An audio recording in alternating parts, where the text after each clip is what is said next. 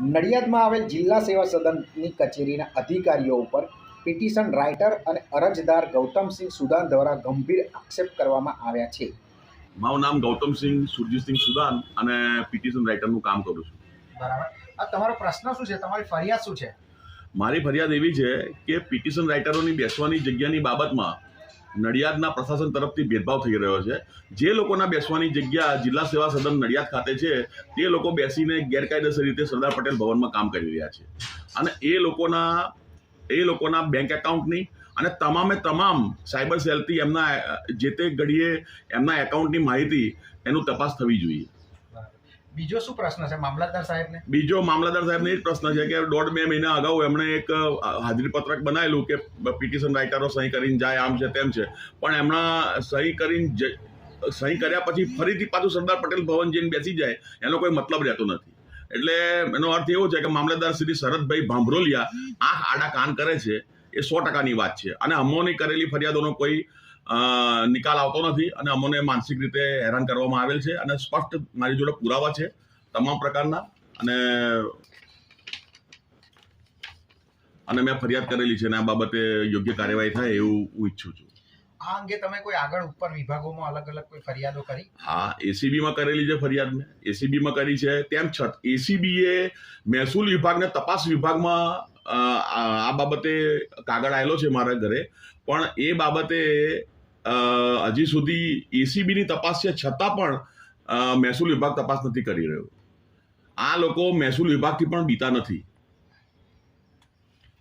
તો તમે શું માનો છો કે મામલતદાર કચેરી નડિયાદમાં ખુલ્લેઆમ ભ્રષ્ટાચાર ચાલે જ છે? ભ્રષ્ટાચાર ચાલે જ છે.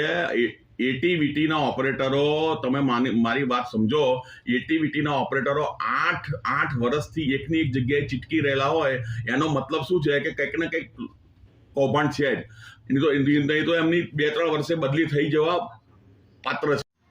જી, આ સિવાય ગૌતમભાઈ તમારે બીજો કોઈ ફરિયાદ કે પ્રશ્ન છે ને? કેન્ટીન, જિલ્લા સેવા સદન ખાતે ચાલતી કેન્ટીન છે, તેમાં એક વિજય તળપદા નામનો શખ્સ છે જે ગેરકાયદેસર રીતે કેન્ટીન ચલાવી રહ્યો છે. ખરેખર સખી મંડળે કેન્ટીન ચલાવવાની હોય એની જગ્યાએ કોઈ બીજા બહારનો શખ્સ આવીને કેન્ટીન ચલાવે છે. ખુલ્લેઆમ ત્યાંથી અધિકારીઓ પસાર થાય છે છતાં કોઈ એક્શન લેતા નથી. અને બીજું, મેરેજની જે કોર્ટ ફી સ્ટેમ્પ આવે છે 200 રૂપિયાની કે 100 રૂપિયાની જે બી આવતી હોય એની અંદર આ લોકો બહુ જ કાળાબજારી કરે છે. 100 રૂપિયાથી વધુ ઉપર જે મૂળ કિંમત હોય એના કરતાં 100 રૂપિયા વધુ વસૂલ કરે છે. તો એ બાબતે એસીબીએ તપાસ કરવા નમ્ર વિનંતી છે. એસીબીએ તપાસ કરવી જોઈએ. જી ગૌતમભાઈ, તમારો એક બીજો પણ પ્રશ્ન છે કે પિટિશન રાઇટરો નકલી બેસે છે ત્યાં કલેક્ટર છે, તો એમના નામ ખબર છે તમને? હા, ખબર છે ને. એમાં એક તો છે નીરવ તળપદા, બીજા એક ભાઈ છે આશીષ રાવળ, ત્રીજા એક ભાઈ છે યોગેશ તળપદા અને ચોથા એક ભાઈ છે જે કેન્ટીનવાળા ભાઈ મેં કહ્યું એ વિજય તળપદા. આ બધા નકલી પિટિશન રાઇટરો છે અને ત્યાં આગળ બેસી અને ગેરકાયદેસર પિટિશન રાઇટર તરીકે કામ કરે છે. અને એ સિવાય જે લોકોના બેસવાના સ્થળ જિલ્લા સેવા સદન ખાતે છે અને બેસે છે સરદાર પટેલ ભવનમાં ગેરકાયદેસર રીતે, એમના નામ આ પ્રમાણે છે. એક તો દિનેશભાઈ રમેશભાઈ વાણંદ, પછી ઈલાબેન લાલજીભાઈ પ્રજાપતિ, પછી હર્ષદભાઈ ભરતભાઈ કાછિયા પટેલ, પછી સોહેલ હબીબભાઈ વડતાલવાળા અને દુષ્યંતભાઈ ભરતભાઈ કાછિયા પટેલ.